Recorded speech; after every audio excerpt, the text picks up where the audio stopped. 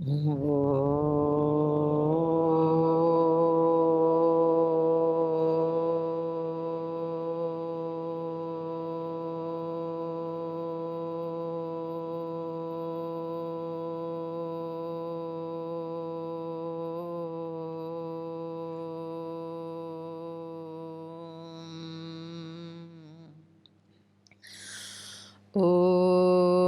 अग्ने व्रतपते व्रतं चरिष्यामि तच्छकेयं तन्मे राध्यताम्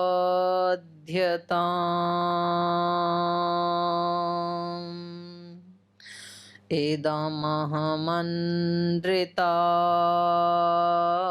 सत्यमुपैमि ॐ सहनाववतु सहनौ भुनक्तु सह वीर्यं करवावहै तेजस्विनावधीतमस्तु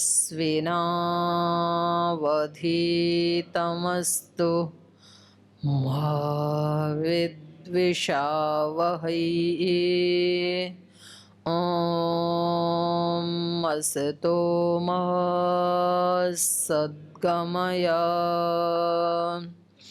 तमसो मा ज्योतिर्गमय मृत्योरमामृतं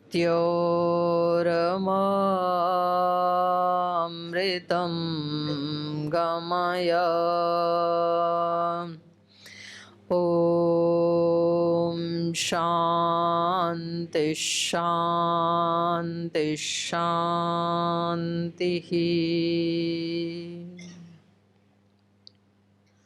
ओम। परम श्रद्धेय वंदनीय प्रातः स्मरणीय परम पूज्य गुरुदेव और श्रद्धेय आचार्य श्री की सूक्ष्म उपस्थिति को प्रणाम करते हुए हम सब की ओर से नमन वंदन करते हुए मंच पर उपस्थित मेरे बाईं तरफ आदरणीय भाई राकेश जी, जो बहुत ही कुशलता पूर्वक और हृदय की विराटता से देश के लाखों भाइयों का कुशल नेतृत्व करते हैं, उनका मार्गदर्शन करते हैं और स्वयं अपने जीवन में उसको जी करके, केवल शब्दों से नहीं, स्वयं वैसा जीते हैं। सेवा का जीवन, गुरु आज्ञा पालन का जीवन, धर्म का जीवन, सात्विकता पवित्रता का जीवन। तो अपने जीवन के आदर्श से ऐसे लाखों भाइयों को एक दिशा दे रहे हैं पिछले 25 वर्षों से। तो एक बार जोरदार अभिनंदन आदरणीय भाई राकेश जी का, क्योंकि उपदेश केवल शब्दों वाला ज़्यादा काम करता नहीं है, थोड़ी देर के लिए तो करता है, लेकिन जब कोई व्यक्ति खुद जीता है उसको जीवन में, तो वो ही उपदेश काम करते हैं। तो ऐसे ही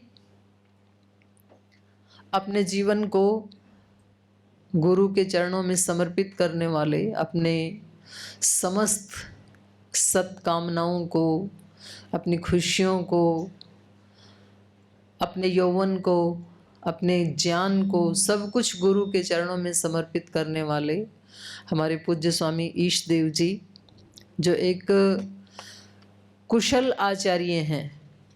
और एक आचार्य को उसकी सुबह से शाम तक कैसी दिनचर्या होनी चाहिए।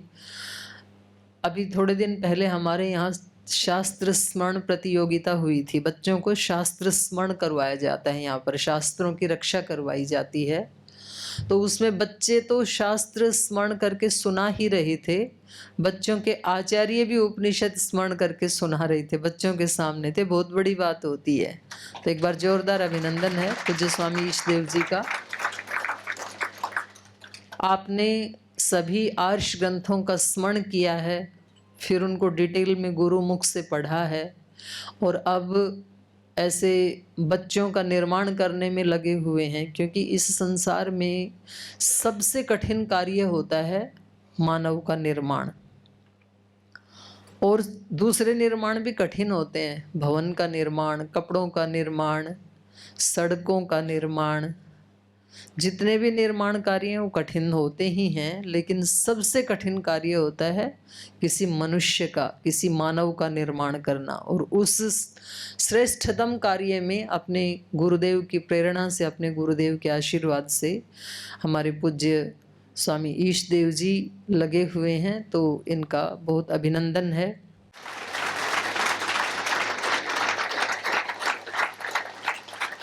ऐसे ही हमारे पूज्य स्वामी तीर्थ देव जी, पूज्य स्वामी विनय देव जी, जो अहर्निश आपकी सेवा में लगे हुए हैं, आदरणीय बहन अर्पिता जी,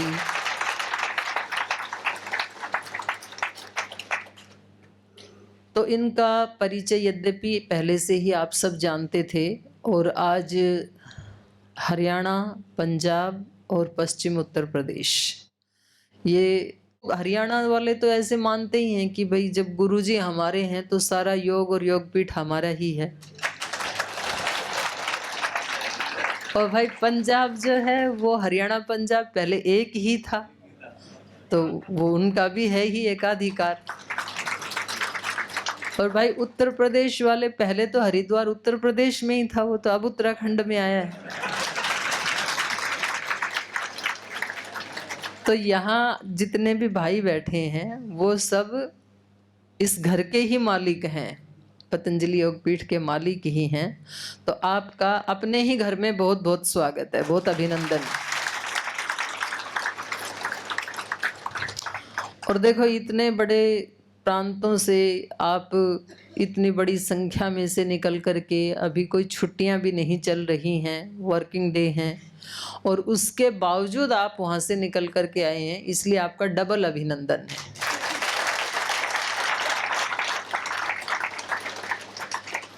अब की बार पूज्य गुरुदेव के निर्देशानुसार हमने थोड़ा ना सख्ती से छांट छांट के बुलाया था।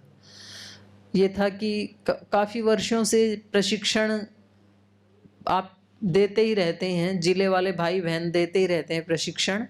तो ये था भाई जिनको प्रशिक्षण मिला है उनको हरिद्वार आने का अवसर कब मिलेगा। फिर उसमें पता लगा है कि बहुत बड़ी संख्या है जिन्होंने प्रशिक्षण लिया है इन 4-5 वर्षों में। तो फिर उनमें से और फिल्टर करने के लिए, लिस्ट को और शॉर्ट आउट करने के लिए ये हुआ कि जो प्रशिक्षण लेके नियमित योग कक्षाएं चलाते हैं उनको बुलाया जाए। तो उसमें से छट छटा के, उसमें भी आपकी कक्षा में कितने साधक आते हैं उसकी आप फोटो लाए कि नहीं लाए, कब से आप कक्षा चला रहे हैं, बहुत सारी उसमें छलनी लगा के, ये इस उद्देश्य से कि भाई यहाँ गुरु के धाम में उन्हीं को पहले आने का अवसर मिले जो सचमुच अहर्निश अपने गुरु के साथ एकात्म होकर के सेवा कर रहे हैं। तो उस लिस्ट में आपका नाम आया है, तो आपका बहुत बहुत अभिनंदन है। यद्यपि भावनात्मक रूप से तो सभी सेवा कर ही रहे हैं संगठन में, लेकिन फिर भी जो सबसे ज़्यादा सक्रिय रूप से सेवा में लगता है तो उसकी महिमा, उसका तो नाम लिस्ट में सबसे पहले आना ही चाहिए। तो ये जो यहाँ पर मुख्य प्रशिक्षण दिया जाना है, अब 5-6 वर्ष के बाद शुरू हुआ है, ये 5 वर्ष हो गए। तो 5 वर्ष के लंबे अंतराल के बाद सबसे पहले प्रशिक्षण लेने की लिस्ट में आपका नाम आया, आप नंबर 1 हो गए। संसार में छोटी छोटी चीज़ों को देख करके ना उससे हमें खुश होना चाहिए। खुशियों के लिए बहुत चीज़ें होती हैं हमारे आसपास। जैसे छोटे बच्चे को आप यहाँ छोड़ दें, वो इस लाल मैट को देख के खुश हो जाएगा, कितना अच्छा रंग है इसका। वो ये लटकती हुई फूलों की जो ये मालाएं, इनको देख के खुश हो जाएगा। मतलब अपनी खुशी के छोटी छोटी साधन वो निकाल के खुश रहता है। तो इसके लिए भी तो आप खुश हो सकते हैं कि भाई प्रशिक्षण में सबसे पहले हमारा नंबर आया। कितनी बड़ी बात है ये। तो खैर, ट्रेनिंग की आवश्यकता हर मनुष्य को हमेशा रहती है। यद्यपि आपने अपने वहाँ पर भी बहुत चीज़ें सीखी होंगी प्रशिक्षण लेते समय।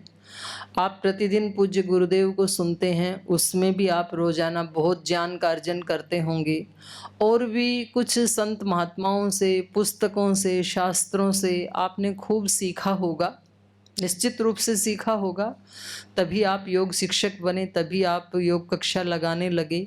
लेकिन भगवान ने मनुष्य के मस्तिष्क की क्षमता इतनी बनाई है कि वो कभी भरता नहीं है। जैसे कंप्यूटर भर जाता है, तो ऐसे ये मानव का, और ये इस जन्म का नहीं, अनेक जन्म जन्मांतरों के संस्कार भी लेके चल रहे हैं हम।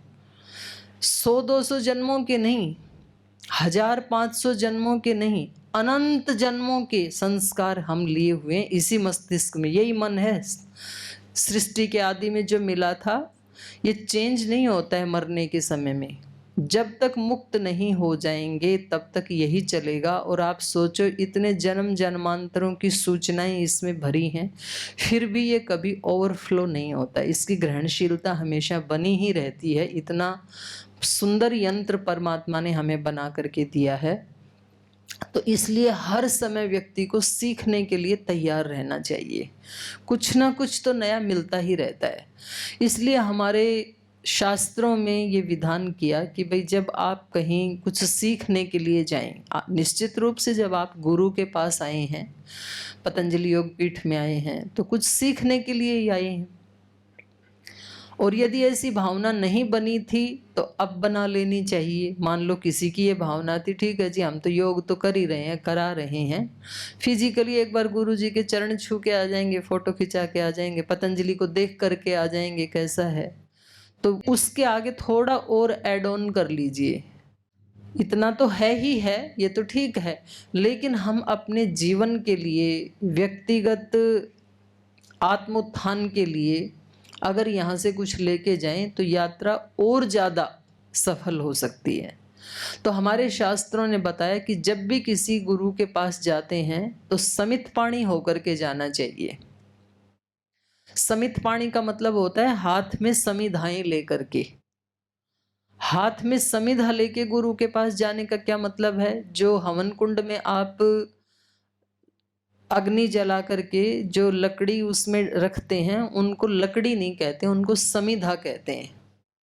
समिधा, सम्यक रूप से जलने के लिए जो तैयार है उसको समिधा कहते हैं।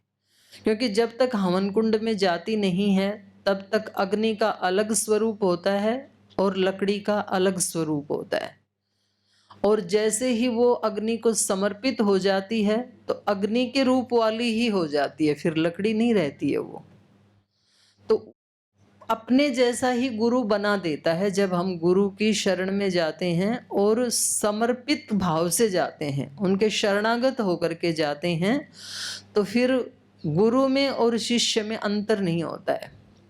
बाहर से देखने में अंतर होता है, लेकिन उसकी भावना में, उसकी चेतना में, उसके विचारों में, उसके गुणों में, उसके जीवन में, उसके आचरण में कोई अंतर नहीं रह जाता है। फिर अपने ही जैसा बना देता है गुरु।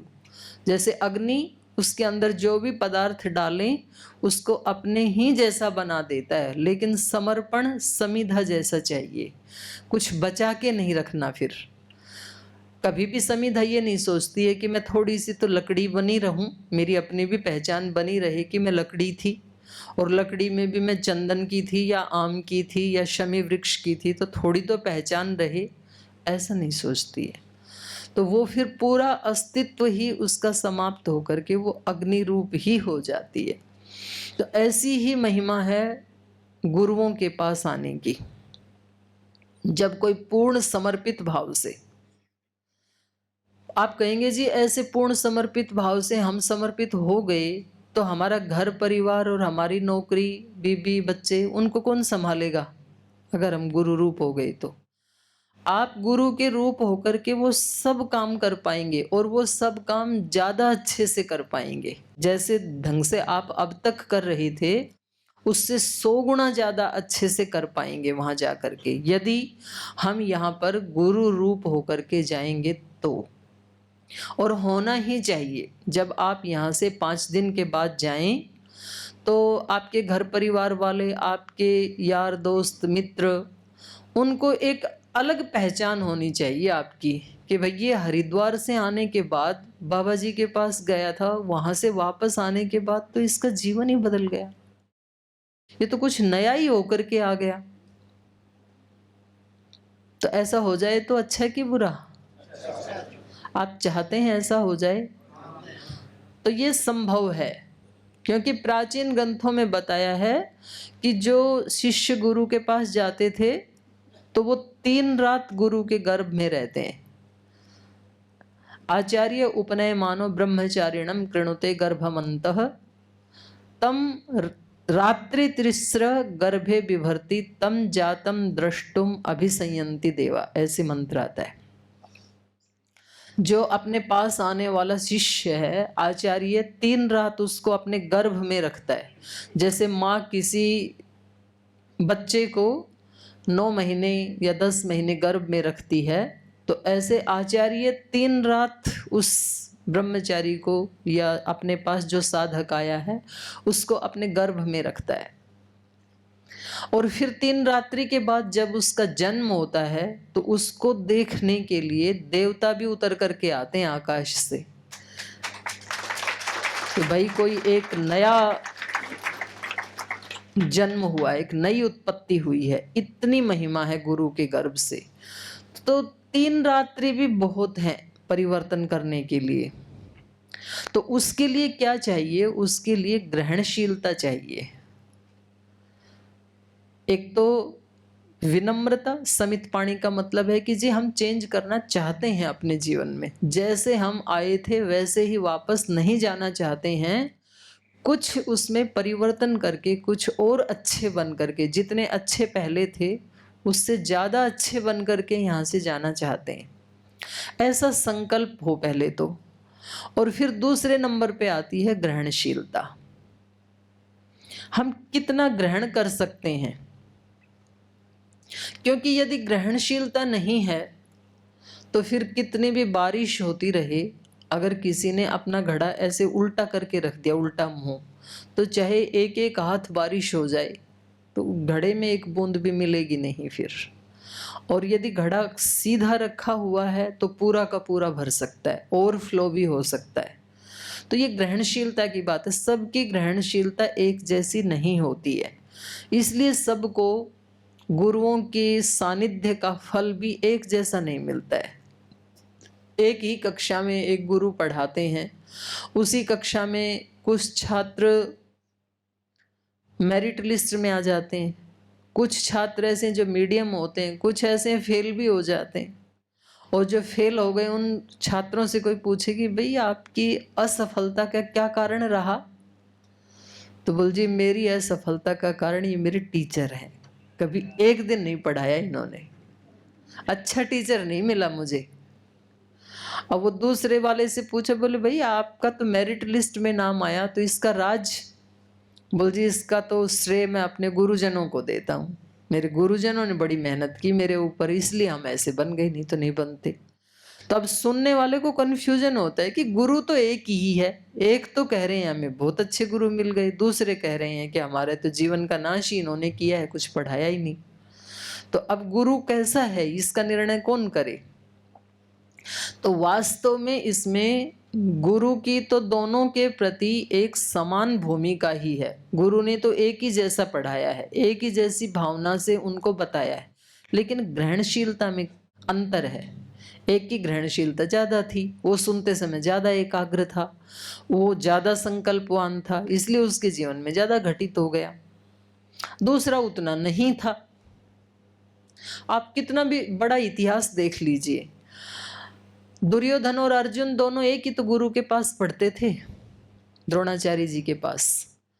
अब अर्जुन इतना श्रेष्ठ मानव बन गया कि गीता में कहा मनुष्याणाम अर्जुनोस्मि पांडवोस्मि, ऐसे कहा कि मनुष्यों में मैं अर्जुन हूं। भगवान कृष्ण कह रहे हैं, मतलब ये भगवान की विभूति बन गया ये तो। और दुर्योधन जितना उसको मिला था वंश परंपरा से, एक राजा का बेटा था, उस सारे कुल खानदान को भी मिट्टी में मिला दिया। गुरु तो एक ही जैसे थे, गुरुकुल भी एक ही जैसा था, लेकिन दोनों की ग्रहणशीलता में अंतर था। और तीसरा एक और शिष्य था उसी समय, वो गुरुकुल में भी नहीं आया, वो एक सामान्य कुल में पैदा हुआ, इसलिए उसको अनुमति नहीं थी राजकुल में आकर के पढ़ने की। तो आप सबको नाम पता है, वो दूर बैठा हुआ ही इतना ग्रहणशील था कि इन दोनों से ऊपर वो हो गया। मतलब अर्जुन से भी ऊपर अगर किसी को नंबर दिया जाना चाहिए तो उसमें एकलव्य का नाम आएगा। ये ग्रहणशीलता की बात है। तो देखो, ये ग्रहणशीलता ना, ये कोई दूसरा नहीं दे सकता है, ये तो व्यक्ति को खुद ही बनानी पड़ती है अपने हृदय में। अब एक ग्रहणशीलता, जैसे अग्नि, अग्नि है, अग्नि से हम अग्नि रूप, जो मैं अभी समिधाओं का उदाहरण दे रही थी, तो अग्नि अपने जैसा ही बना देती है जो भी उसके पास आए उसको, लेकिन उसमें भी, अग्नि के पास आने वालों में भी ग्रहणशीलता में अंतर है। जैसे कोयला है, और कोयले में भी दो कोयला, एक पक्का कोयला, एक कच्चा कोयला। तो जो बहुत देर से सुलगता है वो कौन सा कोयला होता है? पक्का कोयला। बहुत धीरे धीरे धीरे धीरे धीरे उसमें घंटा भर लग जाएगा उसको पूरा अग्नि रूप होने में, तो तब तक तो खाना खूना बन चुका होगा गैस के ऊपर। फिर एक लकड़ी है, तो वो कोयले से जल्दी अग्नि रूप हो जाएगी, उसकी ग्रहणशीलता कोयले से ज्यादा है। और एक बारूद है, बारूद को पास आने की भी जरूरत नहीं है, बिल्कुल पड़ोस में आते ही ब्लास्ट हो जाएगा, ये उसकी ग्रहणशीलता है, वो अग्नि को तुरंत ग्रहण कर लेती है। लकड़ी थोड़ा ज्यादा टाइम लेती है, कोयला उससे ज्यादा टाइम लेता है। तो ग्रहणशीलता सबकी एक जैसी नहीं होती है। और जब तक ग्रहणशीलता नहीं है, श्रद्धा नहीं है, तो तब तक फिर व्यक्ति का गुरु रूप होना, या भगवत रूप होना, या शास्त्र रूप होना, या जीवन में कुछ बड़े आयामों को प्राप्त करना, उसमें फिर थोड़ा समय लग जाएगा, दिक्कत आएगी उसमें। तो व्यक्ति को प्रयास पूर्वक, जैसे आप इससे परीक्षा कर सकते हैं, जैसे आपको 2 दिन हो गए, अब 2 दिन में आपने यहाँ क्या क्या सीखा, ये मैं अभी आपसे पूछूंगी कि आपने यहाँ जो बताने वाले, जो समझाने वाले, आपको उपदेश देने वाले जो गुरुजन आए, उनसे किस किस से आपने कौन सी बात सीखी। और जब आप कल संस्थान का भ्रमण करने गए तो आपके भ्रमण से आपने क्या सीखा, तो उससे आपकी ग्रहणशीलता का पता लगेगा, किस किस ने क्या क्या प्राप्त किया। क्योंकि वो श्रद्धा और ग्रहणशीलता यदि कम है तो फिर हमें भगवान से प्रार्थना करनी चाहिए, गुरु से प्रार्थना करनी चाहिए कि भगवान जी मेरी ग्रहणशीलता को बढ़ाओ, मैं तो कम ही सीख पाया यहाँ आकर के भी। और यदि आपको बहुत कुछ मिल रहा है, आपको लग रहा है कि माला माल हो रहे हैं, तो फिर आपकी ग्रहणशीलता बिल्कुल ठीक है, और फिर तो आप आगे भी बहुत कुछ ग्रहण कर सकते हैं। ये तो सारी प्रकृति तो हमें देने के लिए तैयार बैठी ही है।